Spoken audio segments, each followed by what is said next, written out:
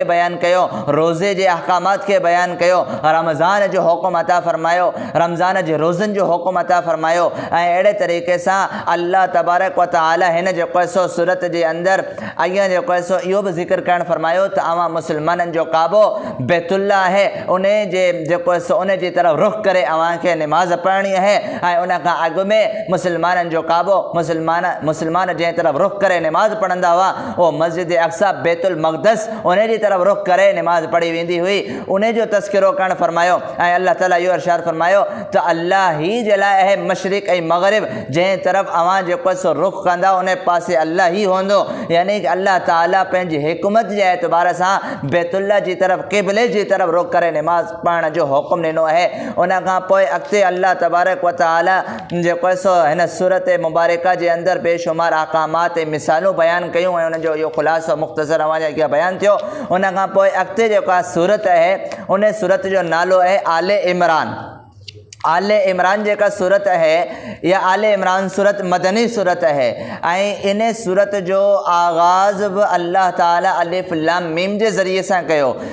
इन सूरत जे अंदर अल्लाह तबारक व तआला पंहिंजी कुदरत के बयान कयो। अड़े तरीक़े से अल्लाह तबारक व तआला इन सूरह मुबारका जे अंदर कुरान करीम के हवाले से जिक्र कयो त इहो किताब अवां जे अॻियां मौजूद है, जंहिं किताब के नाज़िल कयो वियो है। अड़े तरीक़े से हिन जेको सो सूरह मुबारका जे अंदर अल्लाह तबारक व तआला हालत मरियम अलैहिस्सलाम जे किस्से के बयान कयो, हालत ईसा अलैहिस्सलाम जे किस्से के बयान कयो, इन्हनि जे वाक़ियात के बयान कयो। अड़े तरीक़े से अल्लाह तबारक व तआला हिन सूरत जे अंदर हिन इंसाननि जी पैदाइश जो ज़िक्र कयो। वल्लज़ी युसव्विरुकुम फिल अरहाम कैफ़ यशा। अल्लाह जी ज़ात उहा ज़ात है जेका हिन इंसाननि जे जेको सो खाके के बनाए थी, यानी हिन इंसाननि जी तस्वीरन के पंहिंजे उन्हनि जी वालदा जे पेट जे अंदर रहम जे अंदर जंहिं तरीक़े से चाहे उन्हनि जे चेहरे के जेको सो ठाहे थी, उन्हनि जे चेहरे के उन्हनि जे जिस्म के अल्लाह जी ज़ात ख़ूबसूरत बनाए थी। अड़े तरीक़े से जेको सो इंसाननि जे पैदाइश जो ज़िक्र अल्लाह ताला हिन जेको सो सूरत मुबारका जे अंदर कयो। अड़े तरीक़े से अल्लाह तबारक व तआला हिन सूरह मुबारका जे अंदर अॻिते हली करे दीगर जेको सो अहकामात ऐं उन्हनि जी तफ़सीलनि खे बयान करणु फरमायो। अड़े तरीक़े सां बेशुमार अंबिया किराम अलैहिस्सलातु वस्सलाम जे नालनि खे ऐं उन्हनि जे तस्किरनि खे हिन सूरत मुबारका जे अंदर बयान कयो वियो। अड़े तरीक़े सां जेके नबी हुआ, यानी कि जिन नबियनि खे बनी इसराइल क़ौम ग़लति तरीक़े सां नाहक बग़ैर हक़ जे क़त्ल कयो, उन्हनि जो ज़िक्र कयो वियो। उन खां पोइ जेके नेक इंसान हुआ उन्हनि जे हवाले से फजीलत के बयान किया वियो, जेके नाफरमान हुआ उन्हनि जे लाइ अज़ाब के बयान किया वियो।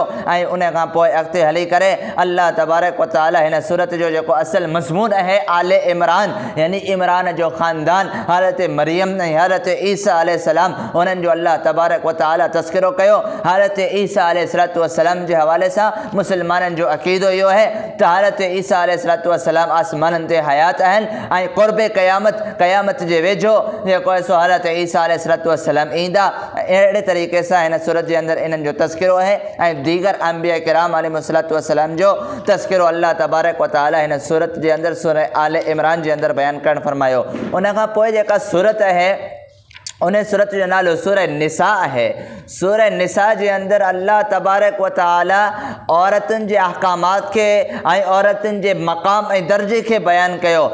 इन खां अॻु में जेका सूरत हुई उन सूरत जो नालो सूरह आले इमरान है। सूरह आले इमरान जे आख़िर जे अंदर अल्लाह ताला वत्तक़ुल्लाह लअल्लकुम तुफ़्लिहून तक़वा जो हुक्म ॾिनो त अवां अल्लाह खां डुॼो ताकि अवां फलाह ऐं कामयाबी के हासिल करे सघो।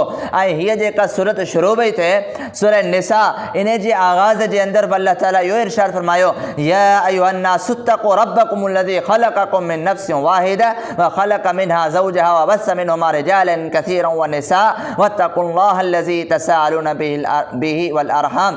तो लिहाजा इन आयत मुबारका जे अंदर अल्लाह ताला अॻु में तक़वा जो ज़िक्र करण फरमायो ऐं तक़वा के बयान कयो।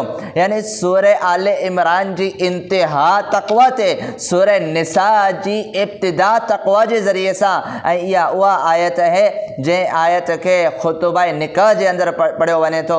ऐं सूरह निसा जी ख़ुसूसियत इहा आहे जो इन सूरत जे अंदरि अल्लाह तबारक व तआला औरतुनि जे हक़नि खे बयानु कयो। इस्लाम जे अंदरि औरतुनि जा बेशुमार हुक़ूक़ आहिनि। इस्लाम जे अंदरि औरत खे इज़त आहे। इस्लाम जे अंदरि औरत जे लाइ मक़ाम आहे, दर्जो ऐं उन्हनि जी फज़ीलत आहे ऐं उन्हनि जे हिस्से खे अल्लाह तबारक व तआला हिन सूरत जे अंदरि सूरह निसा जे अंदरि बयानु कयो। ऐं अहिड़े तरीक़े सां दीगर अहकामात ऐं दीगर शयूं अल्लाह तबारक व तआला सूरह निसा जे अंदरि जेको आहे सो बयानु करणु फरमायूं आहिनि। ऐं अहिड़े तरीक़े सां अॻिते हली करे जेके यानी कि दीगर अहकामात आहिनि ज़िना वग़ैरह जे हवाले सां, उन्हनि जी सज़ा जे हवाले सां उन्हनि खे बयानु कयो वियो ऐं उन जी हराम हुअण खे बयानु कयो वियो। ऐं अहिड़े तरीक़े सां निकाह खे आम करण जो हुकुम ऐं निकाह जी फज़ीलत खे ऐं दीगर शयुनि खे अल्लाह ताला हिन जेको आहे सो सूरत जे अंदरि बयानु कयो। ऐं वालिदैन ऐं रिश्तेदारनि जे अहकामात ऐं उन्हनि जे हक़नि खे अल्लाह ताला जेको आहे सो हिन सूरत जे अंदरि बयानु कयो।